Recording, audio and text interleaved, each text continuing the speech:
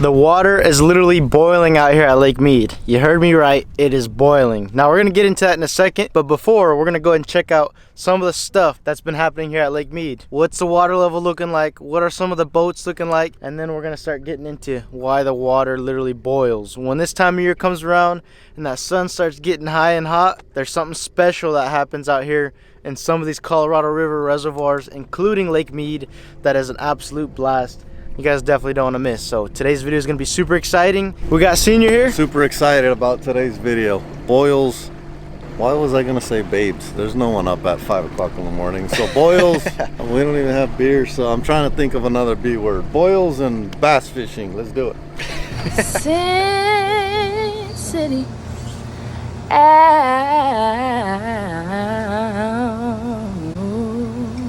No way. Some people might recognize that island. This whole area back here used to be like a boat graveyard with all kinds of boats, and you can still see one back there. This is one of the spots we always film at. It hasn't been this deep back here in a long time. Sorry to interrupt you, but check it out over there. Those birds are acting real crazy. Crazy birds are usually attacking fish. See the far set? It's like they're in a shad ball. Yeah, they're eating. They're eating shad. Good eye there. We can go take a look, see what's going on. Yeah, when you're out here, there's a lot of little signs that tell you there's fish around. Yeah, so let's take a look at that, and then we'll go to the infamous boat. I see it right now. Wow, that's like when we very first started doing our Lake Mead updates. That's what it looked like. Dude, the whole steering wheel was underwater. All the speed gauges. Yeah.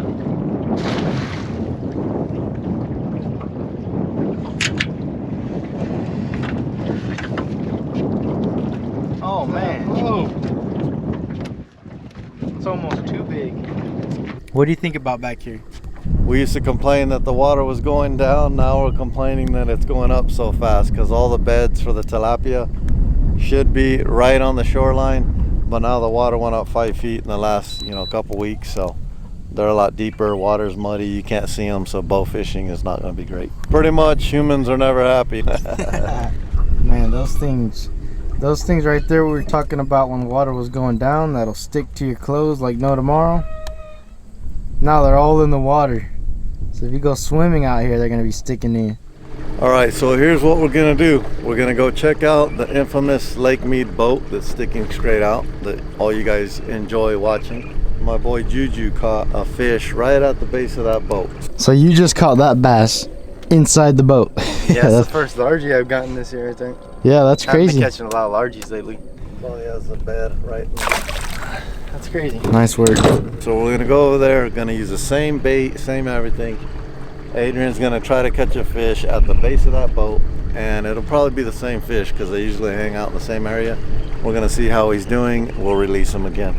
So let's go see if we can make that happen. We're just about 13 feet deep out here. We are approaching the infamous boat. Can he get it done? Ricochet.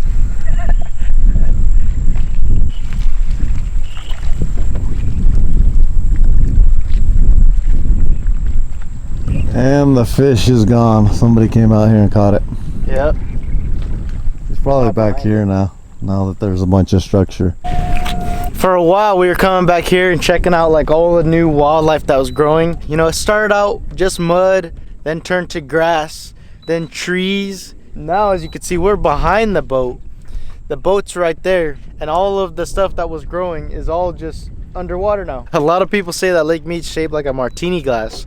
So we've got our really deep spots out by the dam, and the rest is like really flat lands. When the water goes down and up, a foot or so, it looks like a lot. Last time when Juju caught that fish here, I said there was going to be people fishing this thing, and some of you guys might not have believed me, but we have proof. Look at, somebody lost their bass lure. Oh yeah.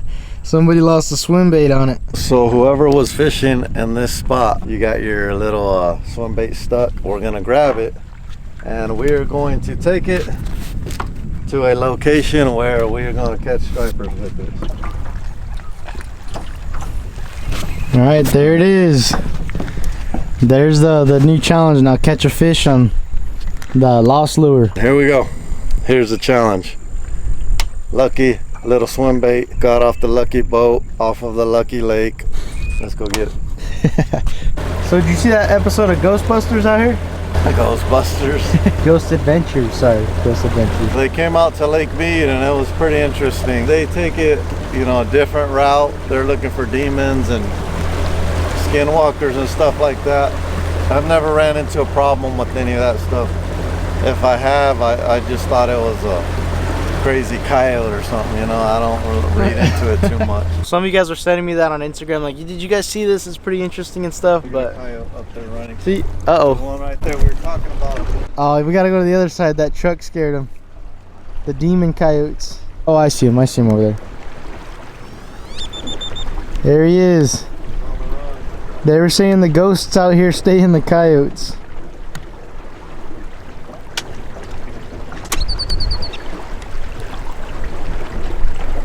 But we've never ran into any problems out here whatsoever, day and night. So it's interesting to see the angle they took coming out here and exploring. Uh-oh, we got something special going on. Be a bass. You were just randomly fishing a spot looking for stripers and see what happened. Oh, that's a lot bigger striper. There's a good one. Heck yeah, that's a good striper right there. We're not calling them strippers, they're stripers, right? Oh man, all right, I got a cast. That camera's recording. Go. I was recording with the camera down there and I got one. Nice. This was a better school of them. Live action. Who was that? The Turtle Man back in the day? Yeah. Yee, live action. Ooh, yeah, this one's better. Putting up one heck of a fight. So in these schools, a lot of times the fish are the same size. I just caught a bigger one, and Adrian just hooked up on one about the same size, probably 1.5 pounds to 2 pounds. The reason why they roll same size together is because these fish would probably eat the ones that were schooling up earlier. So they're afraid of their own kind, is what it comes down to. Yeah, they're very That's cannibalistic. a nice one. He choked that bait. Yeah, look at this. This is how you know you got the right bait selected. He really fell for it. He thought he was swallowing that thing. Yep. Look at that little guy. Little blue and little clear baits. Sometimes white works and you'll start catching fish like crazy when they're boiling. Look at that little gut.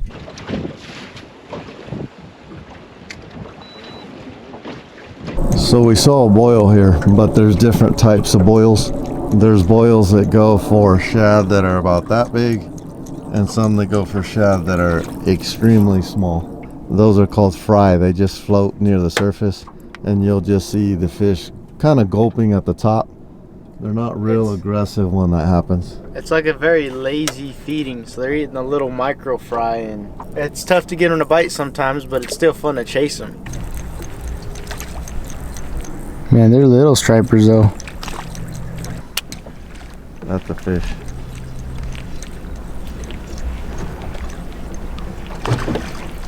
Oh, he bit at it, huh? Yeah.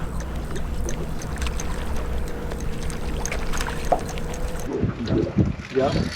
Oh, nice. Oh, a bunch of cases, yeah.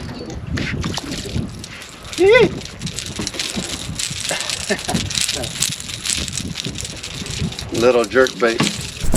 So just like you see on the Discovery Channel and Nat Geo Wild and stuff, with the birds diving and dolphins and whales and stuff eating all those big balls of sardines and anchovies, the same thing happens here at Lake Mead every single year. Now obviously minus the whales and dolphins and stuff, but these little guys, these ones are pretty small still. It might be a little bit early in the season. But those little guys are right there chasing the micro fry. So there's a saying called match the hatch.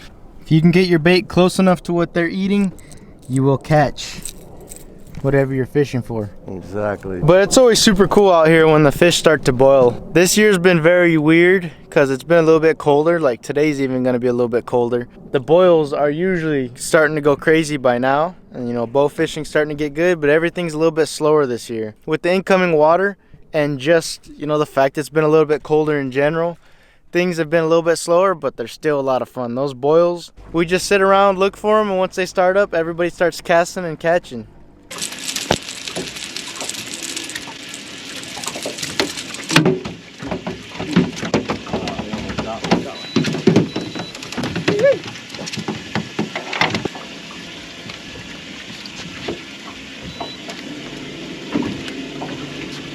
So this is the size of the average fish in these boils. They're really small fish. I'm gonna try to get on some bigger ones.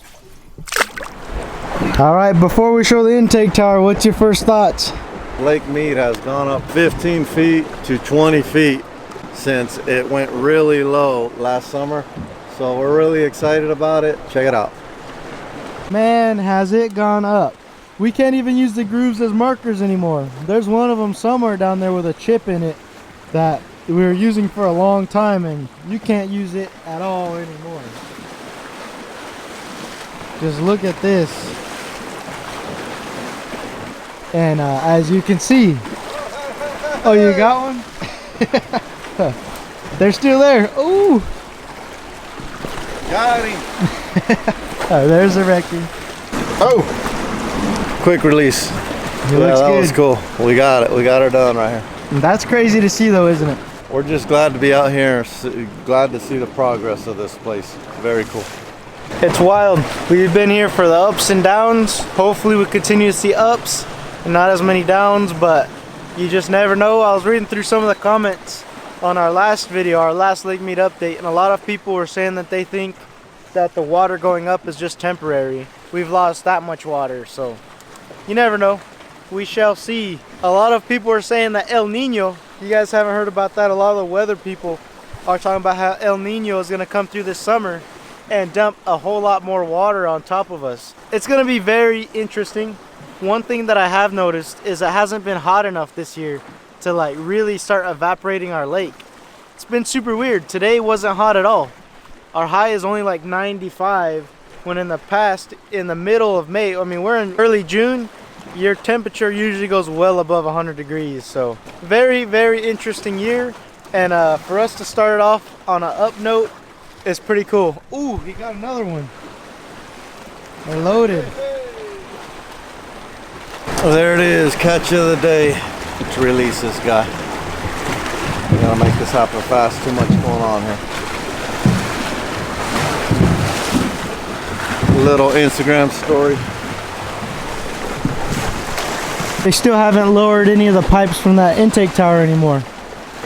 Once they got rid of them, they've never put them back. So I wonder if they're ever gonna put those ones back.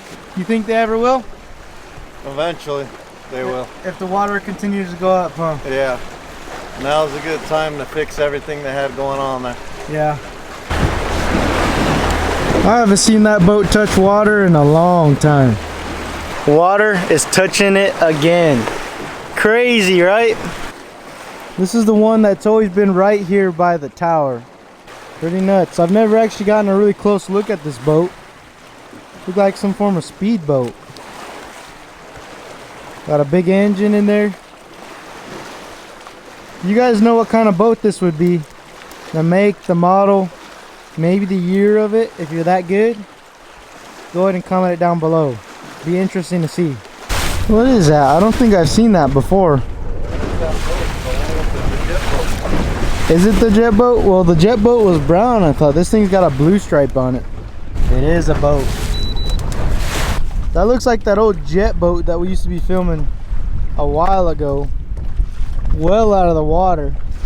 I wonder if they would let us take it. I wonder if they would, because that's a nice boat.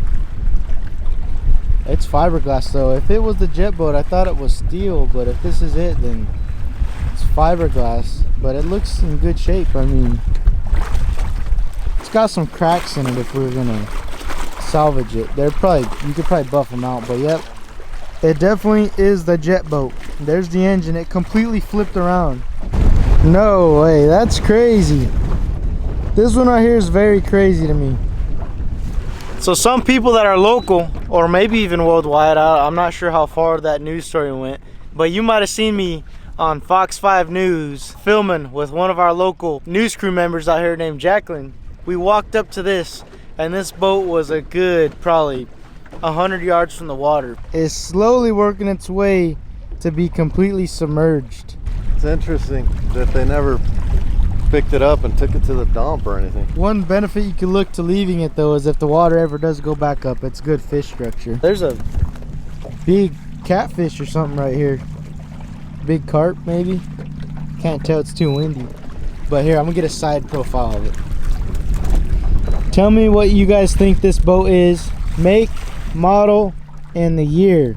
If I had to take a shot in the dark, it almost looks like a boat from the 70s. And I just say because of the design, that little slick design they got, the paint coloring, or the color of the paint they chose. So let's see if somebody can figure it out.